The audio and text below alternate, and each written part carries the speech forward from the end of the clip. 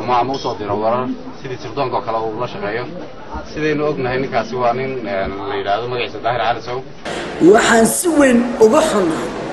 وأن تعدي إن أي تهينا موجينا فالكي فاشح ما أي كوح دنا استيالا يسكبين إن أي كل عيان قدوميها أصج وضنا الظاهر عبد الله على السوق ظاهر يرى أو أهل جماعة حافظين. إنك يرى الكونفرنس كاي جوجا إمك هولان هذا إبعاد تدوكاي سومالنا أي سامسي جودة هامبا شرائعي وضعك كتيري تاسو هذا نتهاي تهابشيل هذا تهاي قرن هذا تهاي دالو جودن بيسي. مركب قفكو وحشي لاحظه أما النصحفي وحقره وحضر كسرق وأرضي أدي وحلاقة قري أما وحلاقة شيء وعرّ يوتريه ومركب دبيدنا وحبينك وآخرية يجوا مركب وحكي دورية حلقي أي أحد هدي أي يجوا مركب فكر قابان أما بنيك نصحفي كي وحقره وخلطبي إن يجوا القرآن كتشوابه كلية لكن إن وشق حندوني أنا بينا كوها كذا كلية إن كاسي أنا ما ناركين ما نمقلين ما بقى قانبا ما أنت مجلس يقول رئيسا لكن واقع عصب بالك الله يرحمه وان أركتشري واقع عصب ويب سايت كامر كان فرو هذا يتر ورر كان كو أركو قيبته وكجها الله يصوماليا وابن مع سجري من مركز شقديسي كبان شيء وخيامي إنه عد كلا عن باريو يلاقو هبل باعين كنا داهر على سبعين داهر على سبوحة قبال لبدا من حضلي إنه يقول لها شعل بدين سومالنا ganacsatada iyo dadka reer Soomaaliland masab kasta iyo meel kasta ay joogan oo u bartay in uu ka qaado dadkaasi ama weydiiyo wax la yiraahdo baad weydiiyo isla markaana mararka qaar aad moodo inuu xiriir la leeyahay mas'uuliyiinta ka tirsan xukuumadda oo uu soo waramo ama uu soo diro warar sidii sirdoonka kala uu la shaqeeyo sidaynu ognahay ninkaasi waa nin la yiraahdo magaciisa Daahir Cali Sow waxaan si weyn uga xunaa oo aan tacaddi إن أي تهينا موجينا فالكي فاشح ما أي كوح دنا استيالا يسكبين إن أي كل عيان قدوميها أصج وضنا الظاهر عبد الله على السوق ظاهر يرى أو أهل جماعة حافظين ظاهر وحا وتاريخه كجلي بالذهب وحلا وحسوستا هل جنك وصل رئيس حافظ سلي وحروبي لهيد isagoo dhibaatooyin fara badan u matoostay isagoo sidii shacabka iyo saxaafadaba in ay noqdaan dad xora wax badan ka soo shaqeeyay daahir taariikhdiisa lama soo koobi karo waxa wax weyn ah oo lagu xasuustaa in daahir uu saxaafadda ugu dhaqmay sida ay tahay oo ah saxaafadda inaysan lahayn saaxiib joogto ah balse ay leedahay dan joogto ah صحافة صاحب جوكتا أمرها. حقيقة وحنو ملينا حسنتين إن أنا جبري اللي جفا فيه ولا يدي وحلا حد وزير كوزارة وفافين طلق الصومالية لكن نونو ورجل نونو وأنا أقول لك إن أعرق إن صار ما جالس مغلم وياه وغدا سوى وحاول كل حد زي وزير كاسو وحو شايفين صحافة الصومال عندما تبي الصومالوي وأنا كي ورقة فوجر جري وأنا كي صوتي الأوراقي لورنتي وحالتي لي من الحين كسومالان يسماعيل يرى على أسد يرجع لم يتكا وأنا كي ولدي لي أوراقا سوف فوجر جري وصوتي الوزير كرنا كذا سومالان وأنا نوع عاكوش غيستا فرتو مالتي يقول ريسي أنا صحفي يدي أنا صحافة سي أدكسدو كنت هنا دم بيوكلفتي وحيوكلفي وح نبأ أنا أركب يوكلفي تاسو mid aniga ay soo saameysay oo sida imika Cabdullaahi sheegay weeyane saxaafadii ayaa waxa ku soo biiray habdhaqan dad wata habdhaqan cusub oo hore loogu aqoonin saxaafadu hadii ay iyadu isdaliilayso iyo hadii ay iyadu khaladkeeda iftiiminayso iyo hadii ay bulshada cid loogu khaldamay oo institution ku khaldamay ay saxayso qalin bal isku sixi jiray laakiin imika habdhaqan cusub baa bilaabmay habdhaqan warsheeka baa bilaabmay waa warsheeko oo hebel baa hebeloo wax ka qoray hebel baa hebeloo ka dambeeyay wax ka qortay iyadoo la isticmaalayo marka magac beer oo aan jirin oo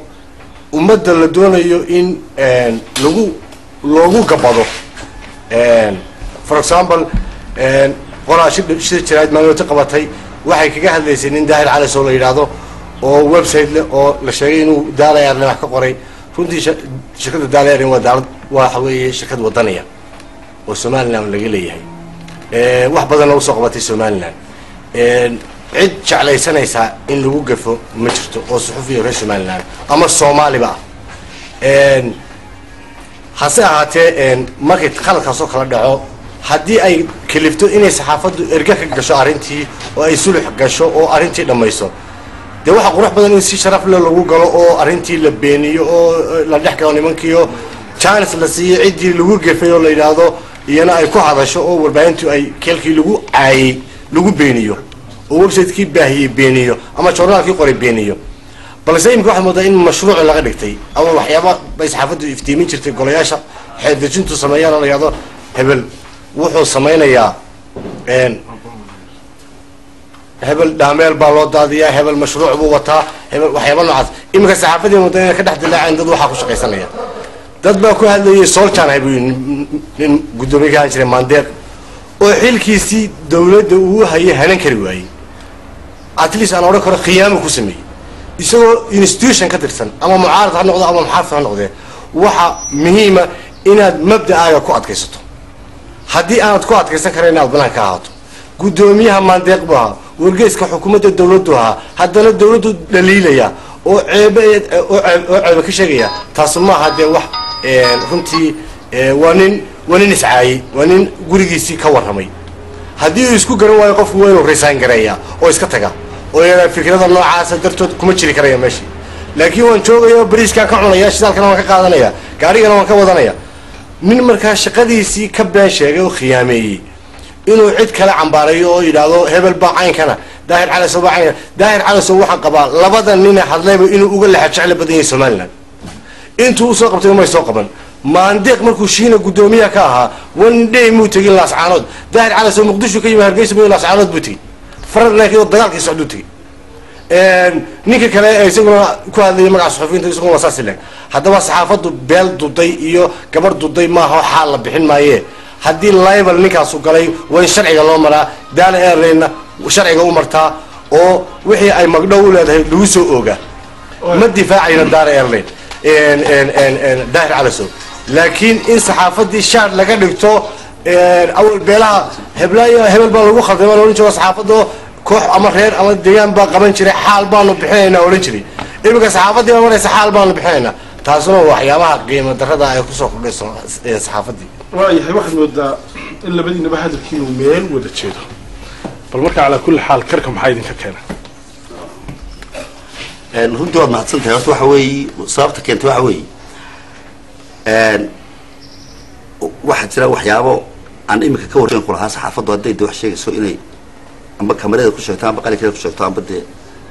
war ku sida duntaa u sheegto si iyadu hadba waxay adeegsanayso inay adeegsato laakiin maaha in masalan anigoo kale inta saddex reerkayga afar reerkayga la soo kaxayo la idhaha wayib naga qabta amba curud naga qabta taasaa dhacday da haddaba taanu ka hadlaynaa waa taa madan iyo ku daro madano waa runtii waxa kuwa kanaga keena waxa weeye marka dembi aanad ahayn lagu saaro waxaad xor u leedahay xaq u leedahay inaad istifaacdo munir abusute waa managerka daalayaal in hargeysa jooga dad baa anigu I don't know waayo waan ogahay inaanu isagu warka hayn dad baa u tegay oo ku yidhi curad iyo baa ka dambeeya wayab waxaa daahir calasow soo abaabulaya websitekiisay ku difaacaan website kaloo qaran news bay ku difaacaan journaalkay ku difaacaan waxyaaba noocaasa runtii waxaan leeyahay war dadka noocaasi waa dad aan saxaafaddana sharaf ku lahayn bulshada waxay u gudbinayaana aan lagu kalsoonaan karin maalin walba waxay qoraan wax laybaloo cid bay ku gafaan maalin walba cid bay ku gafaan oo shaksi bay sharaftiisa meel kaga dhacaan cidi maxkamadu ma furto cidi dacwadu ma furto way ku qawlaystaan waxaan taaganahay dadka noocaa dadka usoo abaabulaya ee maran habaaminaya ummadda bulshadu wararkoodana kuma kalsoonaan kartay ha ka digtoonaato oo bulshadu wararkay warbaahinta ka qaadanayso ama ka akhrisanayso ha iska shaandheeyaan oo warar lagu kalsoonyo sources leh ha ka qaataan oo ha ka akhristaan oo ka iibsadaan waaya waxaan doonayaa anigu inaan ku hakado oo keliya inankaasi anigu maan arkin maan maqlin maba aqaanaba maanta magaciisa igu horraysa laakiin waaga cusub bahalka la yidhaahdo waan arki jiray waaga cusub website-ka marka aan furo had iyo jeer wararkaan ku arko qaybta uu kaga hadlayo Soomaaliya waaban macaansan jiray waxay loo soconaa inay xubnahan xubinta daahir cali suudi ku carabkaad ku dhufateen ay aad u cambaareeyeen miyaad ka soo horjeedaan cambaarinta daahir cali suudi oo aad difaacsan idinku daahir cali suudi waa shakhsi institutionku war buu qori karaa warkaas khalad uu noqon karaa gaf uu noqon karaa marka dhac uu noqon karaa daahir cali suudi iyo daana eerleen wixii dhexdooda inay iyagu ka xaalaan baan ugu daynaya si shakhsiye u dhaleecayeen bay idinku miyaad difaacaysan anigu shakhsiyan ma laybalka ma wixii gafe ku cadaaday uu shirkadda ka galay ya anigu ku dhaliili maayo ku amaani maayo wixii uu shirkadda ka galay waa khalad baan leeyahay hortiisana waa khalad dariisana waa khalad haddii ay ku cadaato waa dembi uu ka galay shirkadda anigu ku daro madaro adigu waad waxaan umaleeyaa tababaro badan oo soo gashay website-ku ma xaq ma yahay wax laga qaato taa ninka website wax ka qaatay markaa taasi waxay la tahay su'aashaasi oo iska cadaado suxufin oo garanaysa horena waan uga hadlo waa shay waxaan doonayaa anigu inaan ku hakado oo kaliya inankaasi anigu maan arkin maan maqlin maba aqaanaba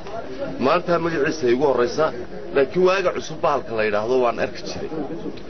waaga cusub website-ka marka aan furo had iyo jeer wararkaan ku arko